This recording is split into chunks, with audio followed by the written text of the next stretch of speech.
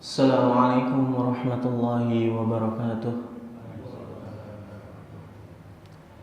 Innal hamdalillah nahmaduhu wa nasta'inuhu wa nastaghfiruh wa na'udzu billahi min shururi anfusina wa min sayyiati a'malina. May yahdihillahu fala mudhillalah wa may yudlilhu fala hadiyalah.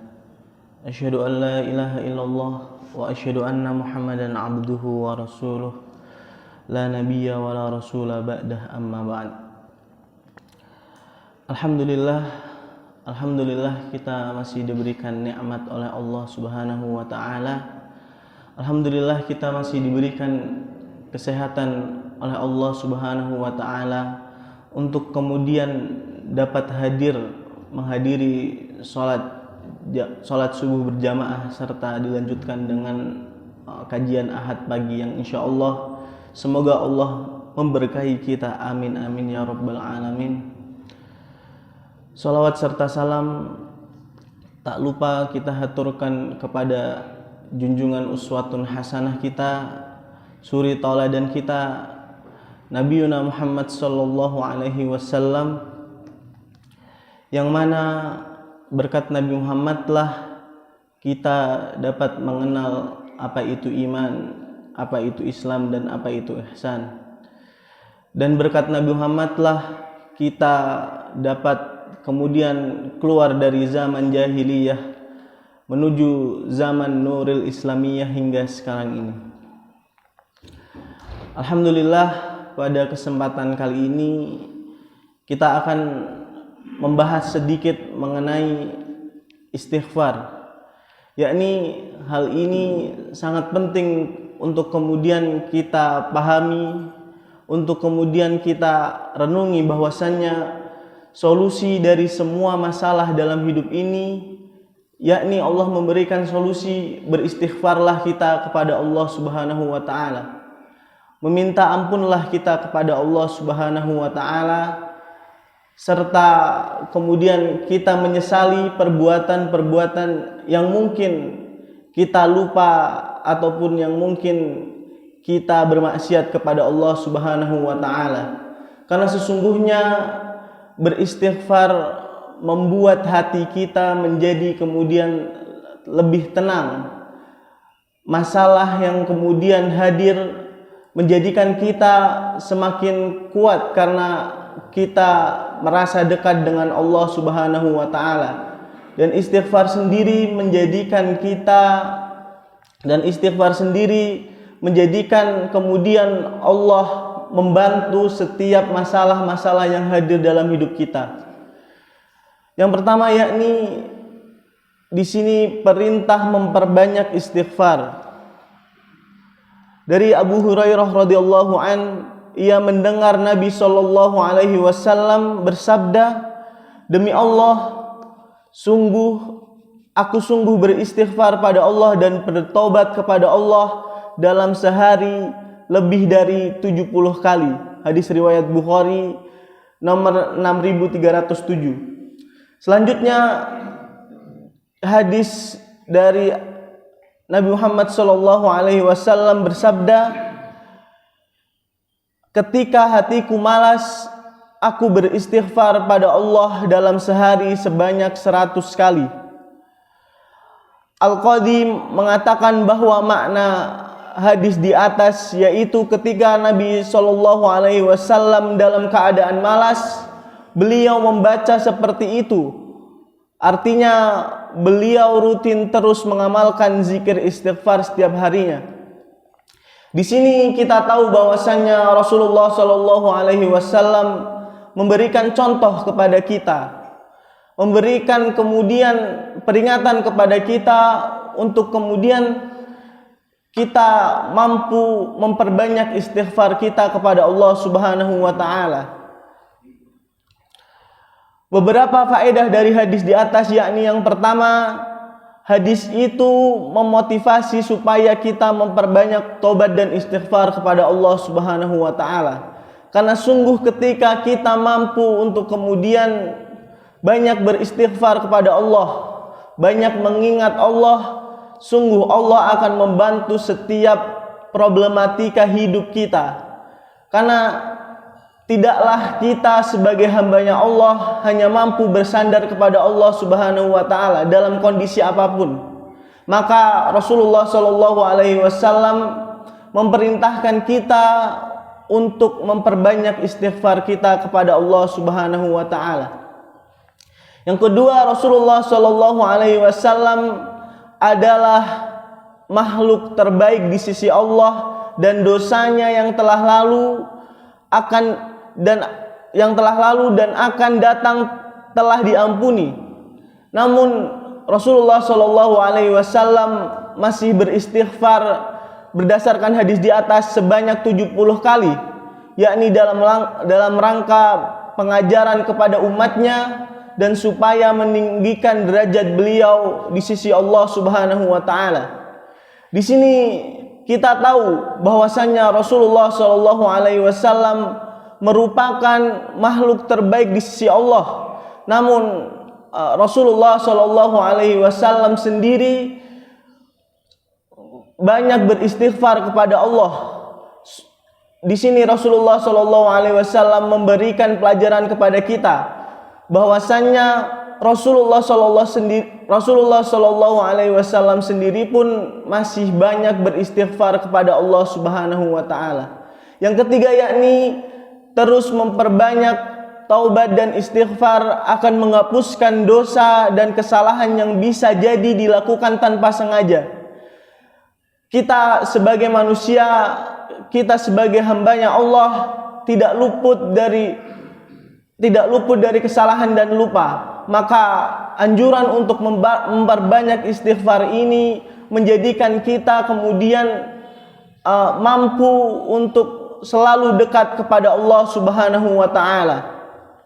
Yang keempat, yakni faedah dari hadis di atas, bilangan istighfar yang disebutkan dalam kedua hadis di atas tidak menunjukkan angka tersebut sebagai batasan dalam istighfar. Namun yang dimaksud adalah banyaknya Rasulullah Shallallahu alaihi wasallam beristighfar. Jadi tidak ada kemudian batasan untuk kita beristighfar kepada Allah Subhanahu wa taala. Maka Rasulullah Shallallahu alaihi wasallam memberikan contoh untuk kemudian kita memperbanyak istighfar kepada Allah Subhanahu wa taala. Selanjutnya, yakni jika ada ujian yang datang, maka kata para ulama kita diajarkan untuk beristighfar kepada Allah Subhanahu wa taala.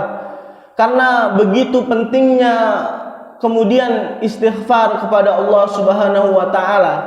Semua masalah, semua problematika hidup kita bisa selesaikan dengan beristighfar dan bertawakal kepada Allah Subhanahu wa taala. Karena sungguh tidak ada sesuatu yang dapat menolong kita melainkan pertolongan Allah Subhanahu wa taala. Karena sesungguhnya istighfar sendiri mempunyai perbedaan dengan tobat. Istighfar, yakni tobat itu erat kaitannya dengan dosa, yakni perbuatan salah kita kepada Allah. Namun istighfar itu juga berkaitan dengan keimanan kita kepada Allah Subhanahu wa taala. Kalau tobat itu menunggu kita bermaksiat kepada Allah, namun istighfar kita itu tidak perlu menunggu kita melakukan dosa. Yakni di sini istighfar sendiri merupakan identitas keimanan kita kepada Allah Subhanahu wa taala. Bukti kemudian cinta kita kepada Allah Subhanahu wa taala. Maka Rasulullah Shallallahu alaihi wasallam mengajarkan kepada kita untuk selalu dekat dengan istighfar. Karena sesungguhnya istighfar tidak mengharuskan kita tidak mengharuskan kita melakukan maksiat kepada Allah. Karena bermaksiat kepada Allah Subhanahu wa taala itu merupakan perkara yang Allah benci. Namun istighfar menjadikan kita lebih dekat kepada Allah Subhanahu wa taala. Maka di sini jelas bahwasannya perbedaan istighfar dan taubat kepada Allah, yakni tobat itu erat kaitannya dengan kita bermaksiat kepada Allah Subhanahu wa taala. Namun dalam tobat sendiri pun lebih baik untuk kemudian diselipkan dengan istighfar. Namun istighfar itu erat kaitannya keimanan kita kepada Allah, identitas kita sebagai hambanya Allah, yakni kita beristighfar dalam kondisi dan waktu kapanpun. Rasulullah sallallahu alaihi wasallam bersabda, "Man aktsara minal istighfar ja'alallahu lahu min kulli hamin faraja wa min kulli dhik makhraja wa razaqahu min haitsu la yahtasib." Rasulullah sallallahu alaihi wasallam bersabda, siapa yang memperbanyak istighfar, maka Allah akan menjadikan untuknya kelapangan dari setiap kegundahan, jalan keluar dari setiap kesempitan, dan dia diberikan rezeki untuknya dari jalan yang tidak terduga. Di sini Rasulullah Shallallahu Alaihi Wasallam memberikan pelajaran, apapun masalah kita, apapun kesempitan hidup kita, Allah akan lapangkan kemudian ketika kita mampu untuk mengingat Allah Subhanahu wa taala dalam kondisi apapun. Siapa yang memperbanyak istighfar, maka Allah akan menjadikan untuknya kelapangan dari setiap kegundahan. Bahkan Rasulullah Shallallahu Alaihi Wasallam mengajarkan kepada kita, ketika hati kita kemudian sempit, ketika masalah dalam hidup ini tidak ada habisnya, maka Rasulullah Shallallahu Alaihi Wasallam memberikan pelajaran, beristighfarlah kita kepada Allah Subhanahu wa taala. Allah akan memberikan setiap jalan keluar dari segala kesempitan hidup. Dan Allah juga menambahkan, yakni memberikan rezeki untuknya dari jalan yang tak terduga. Selanjutnya hadis Nabi Shallallahu Alaihi Wasallam, Rasulullah Shallallahu Alaihi Wasallam bersabda, setiap penyakit itu ada obatnya, dan obat-obatnya, yakni obat-obat dari dosa ini, yakni adalah istighfar dan meminta ampun kepada Allah Subhanahu wa taala. Hadis ini diriwayatkan oleh Imam Ad-Dailami. Di sini Rasulullah Shallallahu Alaihi Wasallam juga mengajarkan kepada kita bahwasannya ketika kita mungkin di dalam hatinya banyak kemudian rasa dendam kepada orang yang kemudian menjadikan kita sulit untuk ikhlas, maka Rasulullah Shallallahu Alaihi Wasallam mengajarkan kepada kita penyakit hati itu, yakni obatnya adalah istighfar kepada Allah Subhanahu wa taala. Maka sungguh tidak ada perkara yang lebih besar daripada tidak ada perkara yang lebih besar selainkan Allah yang mampu untuk menyelesaikannya. Maka tidaklah patut kita sebagai hambanya Allah untuk kemudian berlarut-larut dalam kebencian, berlarut-larut dalam memendam perasaan kepada orang lain. Maka Rasulullah Shallallahu Alaihi Wasallam mengajarkan kepada kita, ketika hati kita kemudian sempit, ketika amarah hadir dalam hidup kita, maka Rasulullah Shallallahu Alaihi Wasallam mengajarkan kepada kita untuk kita mampu beristighfar kepada Allah Subhanahu wa taala. Allah itu senang sekali kepada hambanya yang selalu beristighfar kepada Allah Subhanahu wa taala. Nabi Yunus ketika kemudian dimakan oleh ikan paus, Nabi Yunus itu beristighfar kepada Allah. Beliau Nabi Yunus meminta pertolongan dan perlindungan Allah agar kemudian ikan itu mau memuntahkannya ke darat. Doa Nabi Yunus berbunyi, yakni la ilaha illa anta subhanaka inni kuntu minadh dhalimin. Tidak ada Tuhan selain Engkau. Maha suci Engkau, sesungguhnya aku adalah termasuk orang-orang yang zalim. Di sini Nabi Yunus mengajarkan kepada kita bahwasannya Nabi Yunus melakukan kesalahan kepada Allah. Namun kemudian ketika di dalam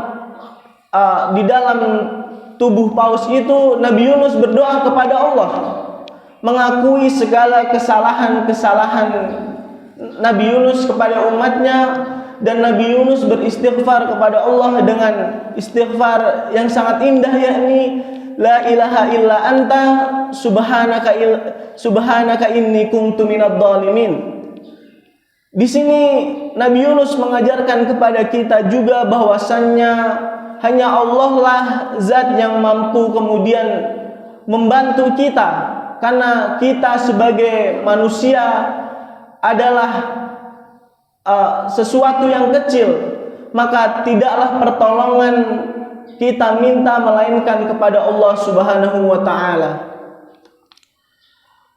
Doa Nabi Yunus merupakan bentuk pengakuan manusia atas dosa-dosa yang dilakukan, serta mengakui kekuatan Allah Subhanahu wa taala sebagai Tuhan yang Maha Esa.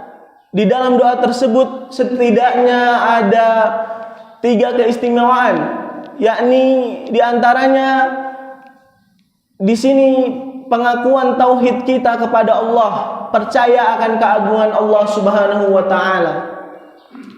Di sini kita tahu bahwasannya istighfar itu juga menjadikan kita semakin yakin bahwasannya Allah Subhanahu wa taala merupakan zat yang maha agung, zat yang menyelesaikan setiap perkara dalam hidup kita. Maka tidaklah perlu kita merasa takut akan kemudian masalah-masalah dalam hidup kita, karena sesungguhnya ketika kita mampu untuk mengingat Allah, sungguh Allah akan mengingat kita dalam kondisi apapun. Ketika kita sempit hatinya, ketika kita sempit kemudian pikirannya, ketika kita mampu mengingat Allah dalam kondisi lapang, maka Allah akan mengingat kita dalam kondisi apapun, baik itu senang maupun itu sedih. Yang kedua yakni pengakuan atas dosa yang dilakukan oleh Nabi Yunus. Di sini kita tahu bahwasannya kita sebagai umat manusia, sebagai hambanya Allah, tidaklah luput dari dosa. Tapi Allah memberikan kemudian ketika kita melakukan 1000 dosa, kemudian Allah memberikan 1001 ampunannya kepada kita. Maka apa salahnya ketika kita mampu untuk mengucapkan istighfar kepada Allah? Allah akan memberikan jalan pertolongan Allah Subhanahu wa taala kepada kita. Yang keempat yakni keistimewaan ini membuat doa Nabi Yunus diabadikan dalam ayat Al-Quran. Dalam Quran surah Al-Anbiya ayat 87 sampai dengan 88. Di sini dikatakan bahwasannya, dan ingatlah kisah Yunus ketika ia pergi dalam keadaan marah. Lalu ia menyangka bahwa kami tidak akan mempersempitnya, menyulitkannya, maka ia menyeru dalam keadaan yang sangat gelap. Di sini yakni di dalam perut ikan paus, Nabi Yunus mengatakan bahwasannya bahwa tidak ada sesembahan yang berhak disembah kecuali Allah Subhanahu wa taala. Maha suci Engkau, sesungguhnya aku adalah termasuk orang-orang yang zalim. Maka kami telah memperkenankan doanya dan menyelamatkannya daripada kedukaannya, dan demikianlah kami selamatkan orang-orang yang beriman. Maka kita sebagai kemudian orang-orang beriman, orang-orang yang mengaku bahwasannya Allah Subhanahu wa taala merupakan zat satu-satunya yang kita sembah, maka tidak perlu kita merasa takut, tidak perlu kita merasa bahwasannya besarnya masalah hidup dalam hidup kita itu menjadikan kita menjadikan kita jauh dari pertolongan Allah Subhanahu wa taala. Karena sungguh Allah lebih besar dari masalah-masalah yang kita hadapi. Allah itu lebih kuat dari masalah-masalah yang kita hadapi. Selanjutnya dalam Quran surah As-Saffat dikatakan bahwasannya maka ketika ia ditelan oleh ikan besar dalam keadaan tercela, kalau sekiranya dulu dia bukan termasuk orang-orang yang banyak beristighfar, niscaya dia akan tetap tinggal di perut ikan itu sampai hari kebangkitan. Di sini Allah mengajarkan kita bahwasannya ketika kita mampu beriman, ketika kita mampu mengingat Allah dalam kondisi sempit maupun lapang, maka Allah akan mengingat kita dalam kondisi ketika kita sulit, maka pertolongan Allah pasti akan hadir. Maka dari itu kita tahu bahwa tidak perlu kita menunggu berbuat dosa untuk beristighfar, karena sesungguhnya istighfar itu identitas bagi orang yang beriman. Selanjutnya ada istighfar Nabi Adam, yakni Rabbana zalamna anfusana wa illam taghfir lana wa tarhamna lanakunanna minal khasirin. Artinya, ya Tuhan kami telah menganiaya diri kami sendiri, dan jika Engkau tidak mengampuni kami dan memberi rahmat kepada kami, niscaya pastilah kami termasuk orang-orang yang merugi. Nabi Adam beristighfar kepada Allah dan mengakui bahwasannya Nabi Adam merupakan orang-orang yang menzolimi dirinya sendiri. Namun Nabi Adam kemudian kembali kepada Allah dan meminta kepada Allah agar supaya pertolongan Allah bisa hadir kepada Nabi Adam. Di sini kita juga tahu bahwasannya pertolongan Allah pasti akan hadir ketika kita menggantungkan segala perkara, menggantungkan segala permasalahan hidup kita kepada Allah Subhanahu wa taala. Sebesar apapun masalah kita, sebesar apapun dosa kita kepada Allah, Allah akan selalu hadir dalam hidup kita. Maka tidaklah patut kita merasa takut, tidak patutlah kita merasa bahwasannya tidak patutlah kita berpikir bahwasannya Allah itu memberatkan hidup kita. Allah itu selalu memberikan ujian kepada kita. Namun kita tahu bahwasannya ketika kita sedang diuji oleh Allah Subhanahu wa taala, maka sungguh Allah sedang meninggikan derajat kita kepada Allah Subhanahu wa taala, meninggikan derajat kita di sisi Allah Subhanahu wa taala, karena sungguh tidak ada takdir Allah yang ingin menyengsarakan hamba-hambanya. Tidak ada takdir Allah yang ingin menyusahkan hamba-hambanya, melainkan Allah akan ganti. Tidak harus di dunia, namun bisa jadi problematika hidup kita yang kita hadapi sekarang, kesempitan hidup yang kita hadapi sekarang, Allah akan ganti kemudian di akhirat. Maka tidak patutlah kita suudzon kepada Allah Subhanahu wa taala.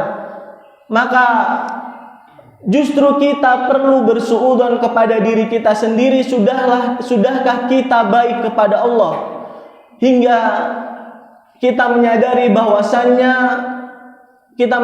bahwasannya kenapa kok Allah tidak hadir ketika kita dalam masalah. Maka kita perlu mengoreksi diri kita.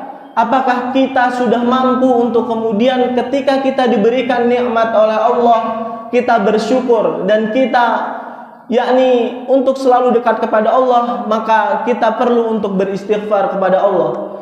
Maka sesungguhnya kita perlu untuk mengkoreksi diri kita. Apakah karena sesungguhnya Allah itu tidak akan memberikan takdir yang buruk kepada hambanya, melainkan Allah ingin meninggikan derajatnya di hadapan Allah Subhanahu wa ta'ala. Selanjutnya yakni ada dua tipe waktu manusia ketika beristighfar kepada Allah Subhanahu wa taala. Yang pertama yakni ada orang yang beristighfar di waktu lapang dan sempit. Ini adalah orang-orang yang Allah sangat cintai. Yang kedua yakni ada orang yang selalu beristighfar di waktu sempitnya saja, yakni orang yang tidak mengenal Allah di waktu lapangnya, maka Allah tidak akan mengingatnya di waktu sempit. Itulah mengapa kadang ketika kita tertimpa musibah, ketika kita tertimpa masalah, kita sudah beristighfar namun hati kita masih terasa sangat berat, masih terasa sangat sempit, karena sesungguhnya kita lupa akan Allah Subhanahu wa taala. Kita hanya meminta pertolongan dan meminta ampun kepada Allah ketika masalah hadir dalam hidup kita, maka sesungguhnya Allah juga akan kemudian melupakannya ketika dia dalam keadaan menghadapi cobaan. Maka di sini kita tidak boleh untuk kemudian bersuudzon kepada Allah Subhanahu wa taala. Maka kita perlu mengkoreksi diri kita, kenapa kok Allah tidak hadir padahal kita sudah beristighfar kepada Allah. Maka yang perlu kita tanyakan kepada diri kita bahwasanya sudahkah kita mengingat Allah dalam keadaan lapang? Sudahkah kita kemudian mengingat Allah ketika kita senang? Maka sungguh ketika kita mampu untuk mengingat Allah dan beristighfar kepada Allah dalam waktu lapang, sungguh Allah akan memberikan jalan keluar dari setiap masalah yang kita hadapi. Karena sesungguhnya Allah sangat mencintai orang-orang yang beristighfar kepada Allah Subhanahu wa taala. Nabi sallallahu alaihi wasallam bersabda, "Ta'arraf ila Allah firraha ya'rifuka fi syiddah." Kenalilah dan ingatlah Allah di waktu senang, pasti Allah akan mengenalimu di waktu sempit. Di sini kita tahu bahwasanya Rasulullah Shallallahu Alaihi Wasallam mengajarkan kepada kita perlu mengingat Allah, kita perlu kemudian selalu berzikir dan beristighfar kepada Allah, karena sungguh Allah akan mengenalimu di waktu sempit. Imam Ahmad bin Hanbal pernah menceritakan ketika Imam Ahmad bin Hanbal bertemu dengan penjual roti. Imam Ahmad bin Hanbal yakni muridnya Imam Syafi'i, dikenal juga di masa akhir hidupnya. Imam Ahmad bin Hanbal menceritakan, suatu waktu ketika saya sudah di usia tua, saya tidak tahu kenapa ingin sekali menuju ke salah satu kota di Irak. Imam Ahmad bin Hanbal menceritakan waktu itu tiba-tiba Imam Ahmad bin Hanbal ingin sekali mendatangi suatu kota di Irak. Padahal di situ Imam Ahmad bin Hanbal tidak ada janji dengan orang atau tidak ada hajat. Akhirnya Imam Ahmad bin Hanbal pergi sendiri menuju ke kota yang namanya Basrah. Beliau bercerita saat tiba di sana, Imam Ahmad bin Hanbal datang di waktu Isya. Lalu Imam Ahmad bin Hanbal ikut sholat berjamaah, sholat Isya di masjid tersebut. Lalu kemudian Imam Ahmad bin Hanbal ingin istirahat di sana. Begitu selesai sholat dan jamaah bubar, Imam Ahmad bin Hanbal ingin tidur di masjid. Tiba-tiba takmir masjid datang menemui Imam Ahmad bin Hanbal sambil bertanya, kenapa Syekh ingin di sini? Lalu dikatakan oleh marbot itu, oleh takmir itu sebanyak 3 kali. Padahal di sini Imam Ahmad bin Hanbal merupakan imam yang ilmunya besar. Di zaman itu mungkin belum ada sosial media sampai-sampai marbot itu tidak mengenalinya. Marbot itu tidak tahu bahwasannya dia bertemu dengan Imam Ahmad bin Hambal. Dan Imam Ahmad bin Hambal saking kemudian tawaduknya, dia tidak memperkenalkan siapa dirinya. Di sini Imam Ahmad bin Hambal kemudian dipersilahkan untuk keluar dari masjid tersebut. Lalu Imam Ahmad bin Hambal berjalan dan bertemu dengan kemudian seorang laki-laki yang menawarkan kemudian Imam Ahmad bin Hambal untuk tidur di rumahnya, yakni seorang penjual roti, yang mana di situ seorang penjual roti itu menawarkan kepada Imam Ahmad bin Hambal untuk tidur di rumahnya. Kata Imam Ahmad, baik. Imam Ahmad masuk ke rumahnya, duduk di belakang penjual roti yang sedang membuat roti itu, dengan tidak memperkenalkan dirinya, siapa dirinya, hanya bilang sebagai musafir. Padahal penjual roti itu punya perilaku tersendiri. Kata Imam Ahmad, ketika diajak ngobrol, dijawabnya, kalau tidak, dia terus membuat adonan roti sambil melafalkan istighfar. Jadi penjual roti itu ditanya oleh Imam Ahmad bin Hambal, dan Imam Ahmad bin Hambal bertanya, apa yang engkau lakukan? Apakah engkau telah melafalkan istighfar setiap kali membuat adonan roti? Maka dijawab oleh laki-laki tersebut, iya, saya melafalkan istighfar setiap kali membuat adonan roti tersebut. Lalu ditanya oleh Imam Ahmad bin Hambal, lalu apa keistimewaan yang kemudian engkau dapatkan ketika engkau beristighfar dari zaman muda engkau? Sudah lama beliau melazimi istighfar tersebut. Dijawablah oleh pemuda tersebut, tidaklah Allah membantu setiap perkaranya, tidaklah Allah memberikan setiap pertolongan kepada pemuda tersebut melainkan satu. Lalu ditanya oleh Imam Ahmad bin Hambal, apa perkara itu? Dijawablah oleh seorang penjual roti tersebut, tidaklah aku menginginkan Imam Ahmad bin Hambal untuk kemudian tidur dan menginap di rumahku. Maka kagetlah Imam Ahmad bin Hambal dan mengatakan bahwasannya, demi Allah, tidaklah hatiku ingin datang ke sini melainkan karena Allah Subhanahu wa taala. Karena Allah ingin mengabulkan doamu, bahwasannya saya Imam Ahmad bin Hambal.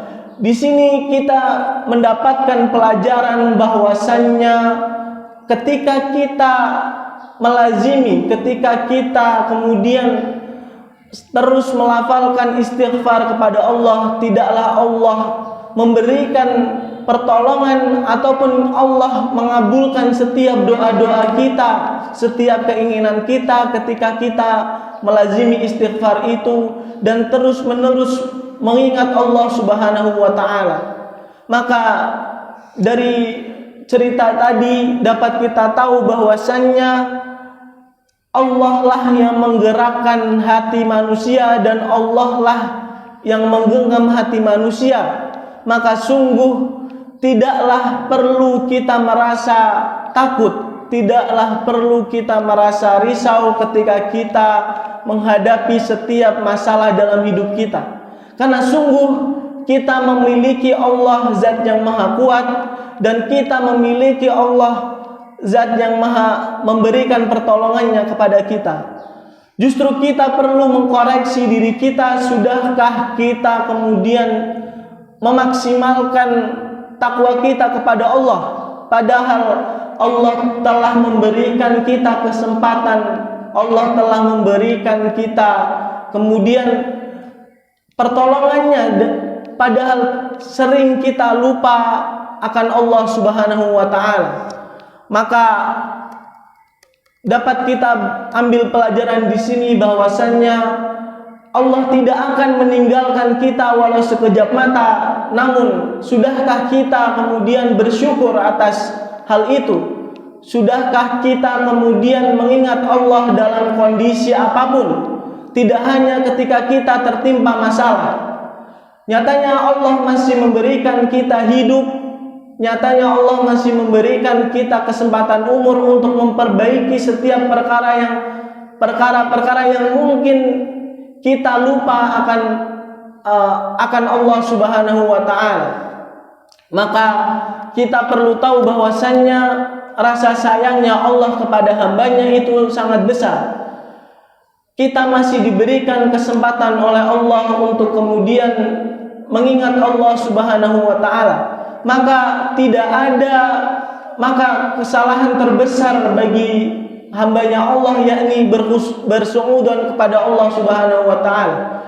Tidaklah Allah menginginkan kebaikan-kebaikan dari hambanya, namun kadang kita merasa bahwasannya beratnya hidup kita, beratnya cobaan hidup kita itu adalah karena Allah Subhanahu wa taala. Karena sesungguhnya tidak ada takdir Allah yang menginginkan keburukan kepada hambanya, melainkan ada hikmah di balik setiap kejadian-kejadian yang Allah berikan kepada kita. Maka tidak ada hal yang perlu kita kemudian takutkan jika kita sudah bergantung kepada Allah Subhanahu wa taala. Semoga kita termasuk orang-orang yang kemudian diberikan pertolongan oleh Allah dalam kondisi apapun. Semoga kita termasuk orang-orang yang mampu melazimi istighfar kepada Allah, karena sungguh tidak ada pertolongan yang lebih besar daripada pertolongan Allah Subhanahu wa taala. Karena sesungguhnya setiap ujian yang diberikan Allah, setiap cobaan yang diberikan Allah tidak harus dibalas di dunia. Setiap cobaan hidup yang Allah berikan kepada kita pasti ada hikmah dan kebaikan di dalamnya. Jika kita mengharapkan kebaikan itu segera datang, maka sungguh kita tidak meyakini bahwasannya Allah merupakan zat yang memberikan sesuatu sesuai dengan porsinya. Maka tetaplah kita berhusnudzon kepada Allah Subhanahu wa taala. Mungkin hanya itu yang dapat saya sampaikan. Jika ada kurang lebihnya saya mohon maaf. Kita tutup dengan doa kafaratul majlis. Subhanakallah wa bihamdika asyhadu an la ilaha illa anta astaghfiruka wa atubu ilaik. Wassalamualaikum warahmatullahi wabarakatuh.